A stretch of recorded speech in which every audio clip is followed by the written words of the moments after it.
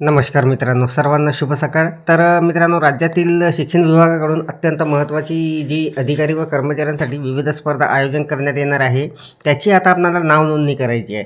तर या संदर्भात मित्रांनो, शासनाकडून जे परिपत्रक आलेलं आहे त्याची संपूर्ण सविस्तर माहिती आपण कालच्या व्हिडिओमध्ये जाणून घेतलेली आहे. तर आजच्या या व्हिडिओमध्ये आपल्याला विविध स्पर्धा आयोजन जे आहे त्यासाठी आपल्याला जे नाव नोंदणी करायची आहे ती कशी करायची आहे, कोणत्या लिंकवरून करायची आहे, कारण महाराष्ट्रातील प्रत्येक जिल्ह्यासाठी एक स्वतंत्र लिंक देण्यात आलेली आहे आणि त्या लिंकवरून आपल्याला ती नावनोंदणी करायची आहे.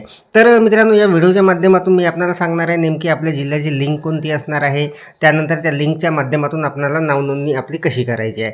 तर संपूर्ण सविस्तर माहिती जाणून घेणार आहोत आपण या व्हिडिओमध्ये. नमस्कार, मी राजमेश्राम मराठीशाळा.com या यूट्यूब चॅनलवर पुन्हा एकदा आपलं सहर्ष स्वागत आहे. मित्रांनो, राज्यातील अधिकारी व कर्मचाऱ्यांसाठी विविध स्पर्धा आयोजन नावनोंदणी कशी करावी, प्रत्येक जिल्ह्यासाठी स्वतंत्र लिंक असणार आहे.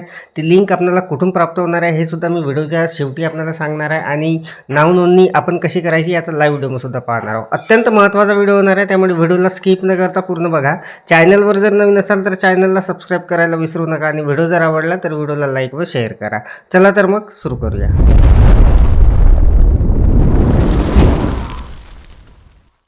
मित्रांनो बघा, महाराष्ट्र शासनाच्या राज्य शैक्षणिक संशोधन व प्रशिक्षण परिषद महाराष्ट्र पुणे यांच्यातर्फे एक महत्त्वाचं हे जे परिपत्रक आहे, हे जी PDF आहे देण्यात आलेली आहे आणि याच्या माध्यमातून आपल्याला संपूर्ण जिल्ह्यांसाठी लिंक वगैरे देण्यात आलेली आहे. तर बघा, राज्य शैक्षणिक संशोधन व प्रशिक्षण परिषद महाराष्ट्र पुणे शिक्षक व अधिकारी कर्मचारी यांच्यासाठी विविध स्पर्धा सहभाग नाव नोंदणी. खालील मजकूर केवळ शालेय शिक्षण विभागातील केंद्र प्रमुखांसाठी, इतर कोणालाही हा मजकूर मिळाला त्यांनी त्वरित डिलीट करावा, कोणालाही पाठवू नये, याचा वापरही करू नये, तसेच या स्पर्धाच्या आयोजनामध्ये सहकार्य करावे ही विनंती. एक महत्त्वाची सूचनासुद्धा तिथे देण्यात आलेली आहे. तर बघा, विविध स्पर्धेसाठी नावनोंदणीबाबत सूचना. राज्यातील शिक्षक व अधिकारी यांनी स्पर्धेत नावनोंदणी करण्यापूर्वी उपरोक्त नमूद वाचा. येथील स्पर्धा आयोजन पत्र व माहितीपत्र काळजीपूर्वक वाचून अवलोकन करावे. तर मित्रांनो, यासाठी जे परिपत्रक आहे त्याची लिंकसुद्धा इथे देण्यात आलेली आहे. इथे आपण या लिंकवर क्लिक करून संपूर्ण जे परिपत्रक आहे या स्पर्धेसंदर्भात ते आपण वाचून घेऊ शकता. तर बघा, शिक्षकांची तालुकास्तरीय BRC URC सर्व स्पर्धासाठी नावनोंदणी केंद्रनिहाय केंद्र प्रमुख यांच्यामार्फत दिनांक 31 ऑक्टोबर 2025 पर्यंत पूर्ण करावी. सर्व केंद्र प्रमुख यांनी प्रत्येक स्पर्धेमध्ये आपल्या केंद्रातील एक शिक्षक एकच स्पर्धेत सहभागी होतील याप्रमाणे स्पर्धकांची निवड करावी. केंद्र प्रमुखांनी केंद्रातून निवड केलेल्या शिक्षकांना नावनोंदणीसाठी स्पर्धेची लिंक उपलब्ध करून द्यावी. केंद्र प्रमुखांनी संबंधित स्पर्धेची लिंक केवळ त्या स्पर्धेसाठी निवडलेल्या शिक्षकालाच द्यावी. सदर लिंक इतर कोणत्याही शिक्षकास देऊ नये, तसेच त्या निवडलेल्या शिक्षकांनाही कोणत्याही परिस्थितीत संबंधित लिंक इतर कोणत्याही शिक्षकास पुढे पाठवू नये असे स्पष्टपणे सांगावे.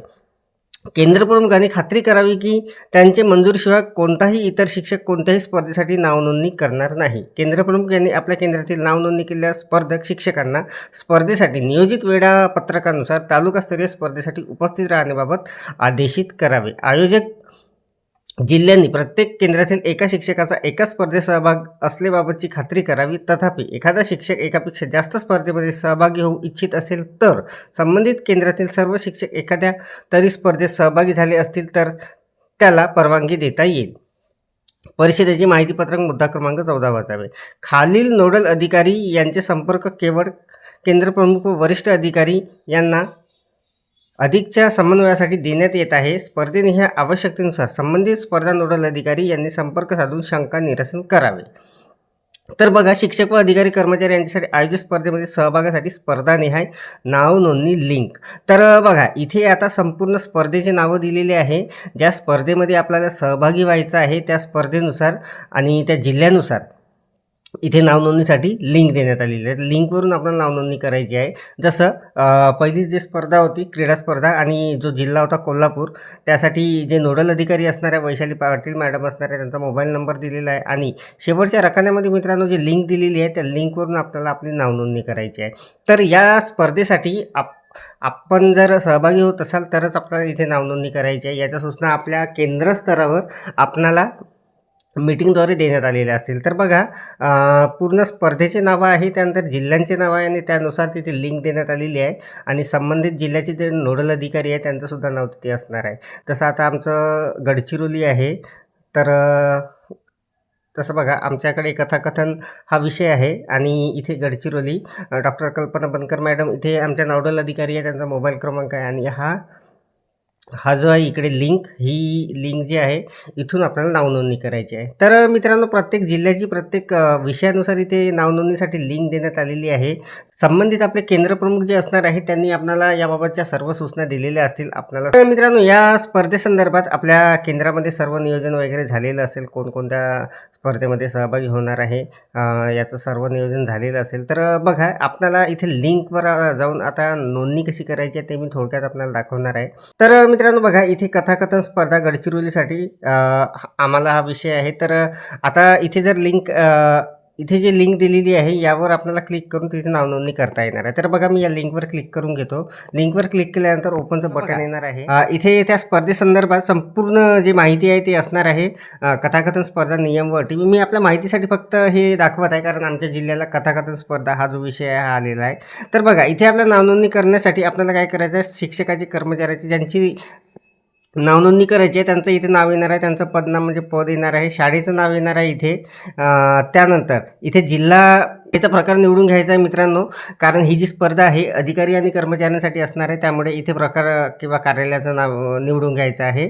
तर केंद्राचे नाव जे आहे ते केंद्राचं नाव टाकून घ्यायचं आहे, पंचायत समितीचं नाव टाकायचं आहे, जिल्हा जे आहे तो इथून सिलेक्ट करून घ्यायचा आहे. संपूर्ण जिल्ह्याचे नावं इथे येणार आहे, आपल्याला फक्त टिक करून घ्यायचं आहे. त्यानंतर विभाग जो आहे तो विभाग सिलेक्ट करायचा आहे. जसं आता मी जर इथे जिल्हा गडचिरोली सिलेक्ट केला तर आमचा जो विभाग असणार आहे तो नागपूर येणार आहे.